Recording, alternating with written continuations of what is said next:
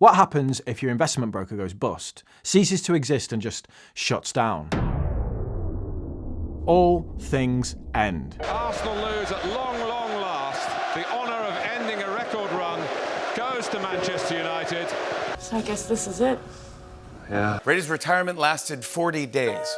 It's over. Catholicism reminds us that you are dust, and to dust you shall return. No matter how big things get, how long they go on for, endings are inevitable. I know that's a grim thought, but when faced with the realisation that even stars die, it makes sense that one day your newly formed discount broker promising zero fees is also doomed to depart. I mean, history is littered with great companies that ultimately ended up in nothing. Polaroid, Blockbuster, Concord and HMV, all gone. They even got Toys R Us.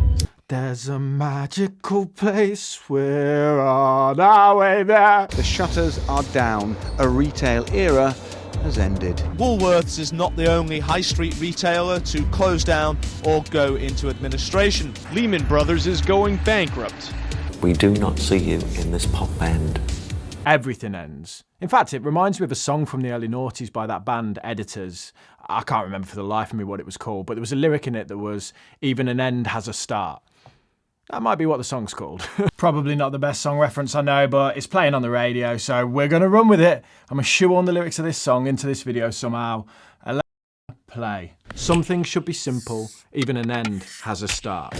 In the modern age, buying shares is simple, right? You just log onto your app of choice, find what you want to buy, execute the order, and hey presto, you're the proud owner of whatever the latest hot stock is. Not quite. One does not simply... When you buy a share in a business, you don't technically own that share in a business. It's actually owned by a nominee company that's controlled by your broker. You have what's called beneficial ownership. A nominee company is a non-trading subsidiary of your broker. What that means is it's attached to your broker and linked to them, but it's separate to the main part of the business. The reason for this is, I don't disappoint you as you fall apart.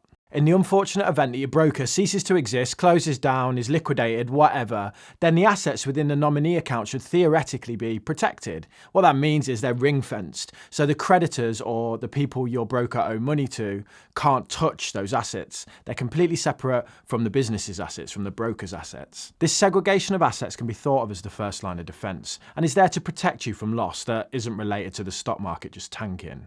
The broker can go under, but the assets within the nominee account are safe. They could be transferred to another broker, or they could be liquidated into cash, and that cash be redistributed to all the investors. I mean, it sounds pretty simple, right? All brokers should keep assets in the nominee account, and all brokers should keep good records of what's in there. But that doesn't mean they will, does it? So if your broker commits fraud, fails to keep tabs on what's in the account, or just runs off with the cash, what does that mean? What does that do? You'll lose everything by the end. It's the 2nd of March, 2018, as the world comes to terms with the news that the Emoji Movie was in fact the worst film of the last 12 months. Welcome to the Loser Lounge. The UK is in the middle of a cold snap, with temperatures sitting just above freezing, and London is preparing for snow. And they could drop yet. But there's something more chilling sweeping over the financial district of the capital that day, and it's emanating from within. 23 Austin Friars, London, nestled between the headquarters for BlackRock and Deutsche Bank. In the shadow of the iconic Gherkin building is the offices of Beaufort Securities, an investment broker focused on small company investment, Penny stock, self-styled as the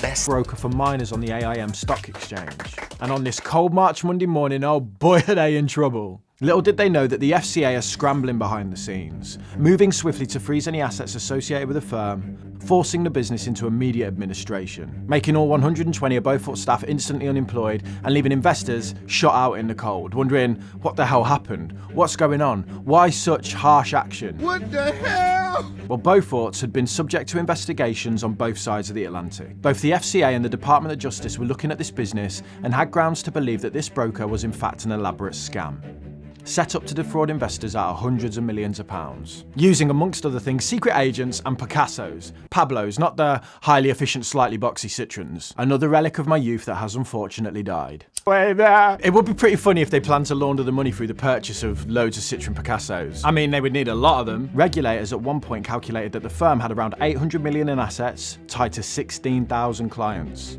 And here we have the problem. Beaufort's assets are just all over the place. One quote read, "The process of understanding BSL's assets and who lays claim to what is complex, lengthy, and consequently costly."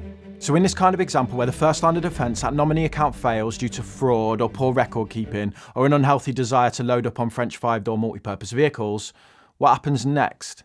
There is a devil at your side, but an angel on her way. Beaufort is clearly the devil in this situation. And I know by now some of you are going to be sat there screaming, Damien, we got the financial services compensation scheme, mate. None of this matters. We're covered. Naughty, you're teasing me. I love this guy. For those who don't know, the Financial Services Compensation Scheme, commonly referred to as the FSCS, is a form of insurance that covers customers of authorised financial services firms. It's a free-to-use service for consumers of regulated entities and offers to pay up to £85,000 worth of cover in the unlikely event that the financial institution can't pay back what it owes people. This right here, ladies and gentlemen, is the second line of defence. If for some reason the financial institution can't honour its arrangements with individuals around its investments, then the Financial Services Compensation Scheme can step in. And in most cases, it should provide us as investors with a level of comfort and reassurance that if all else fails, this scheme will be here. But someone hit the lights because there's more here to be seen. It isn't as simple as them just coming in, slapping everyone 85k and go, right, there you go, there's your money, back off your pop. It can sometimes take years to decipher whose money is whose. Remember that quote in relation to Beaufort's? The process of understanding BSL's assets and who lays claim to what is complex, lengthy, and consequently costly. The key bit there is the costly. In the case of Beaufort, it came to light that buried within the FSCS's T's and C's were clauses that permitted them to reclaim administration costs for the whole process of recovering and identifying whose money was whose. So while Beaufort's creditors couldn't touch the cash, the administrator appointed by the Financial Services Compensation Scheme could. That administrator was PricewaterhouseCoopers. And guess how much they estimated the cost would be to unravel all of this mess? $100 million. What? What the did you just say?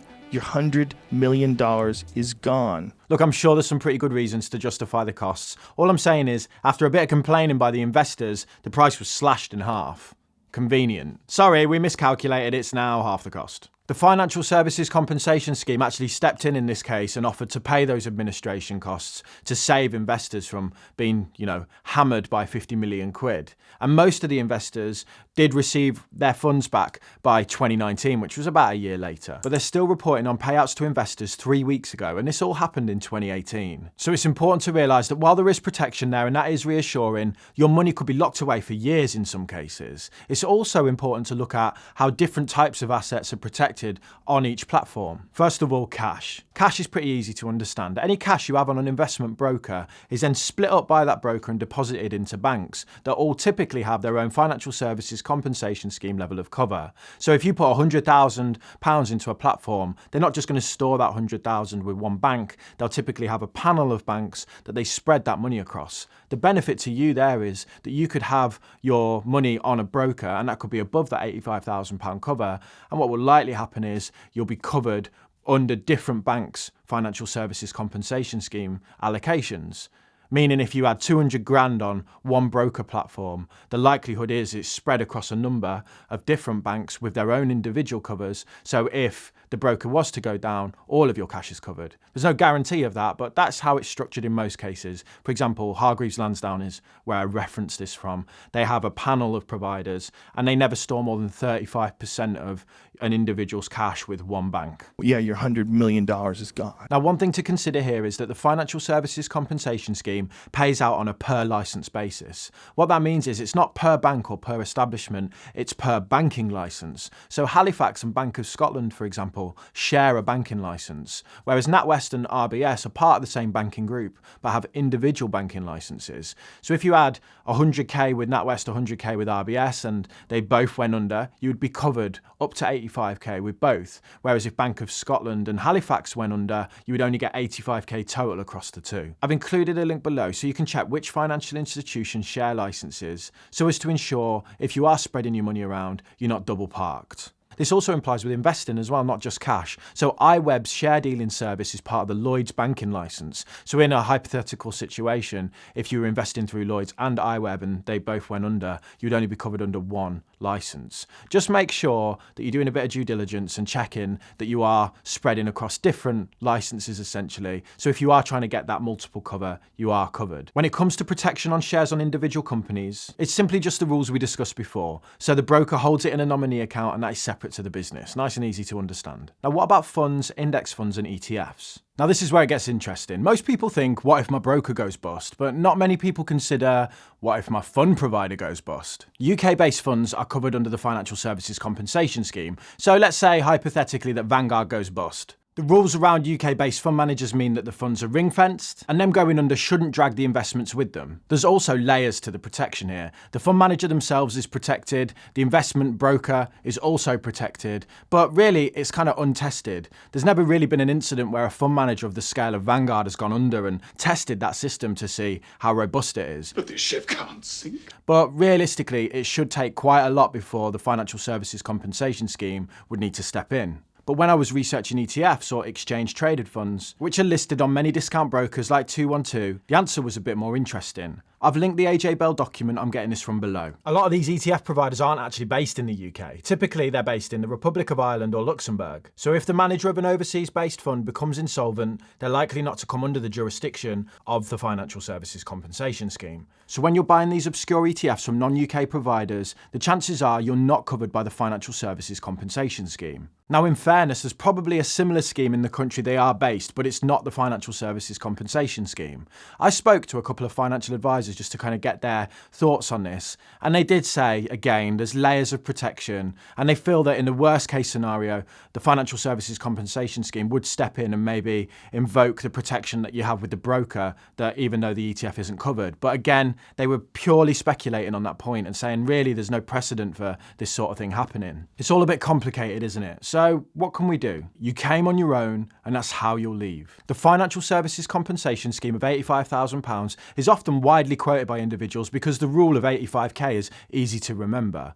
When in reality, though, the process for claiming through that scheme is laborious, can take a long time, and the likelihood of ever needing it really is rare. It's the work behind the scenes that investors should feel reassured by, such as the FCA cash rules, which require institutions to hold cash reserves and other measures to ensure they don't just fall apart. But it's still ultimately your responsibility to ensure that you're putting your money in a safe place and that any broker you are using is correctly regulated and authorised and covered under such schemes. I've put all the links below for you so you can check, but you should feel reassured by the fact that we operate in a country with some of the most robust financial regulations in the world. The reality is you're a much bigger risk to your investments than a regulated broker is. That's why you need to watch this video next so you can see some of the classic investing mistakes that I see beginners making at the minute. For everyone else, here's the Toys R Us theme tune, and here's the editor's song as well. I actually remembered what it was called. It's called Toys R Us. Toys R Us. Toys R Us. Man, this a ticket talking Mazda for the biggest. That's a comma and a comma and a comma. Gotta get it. I've been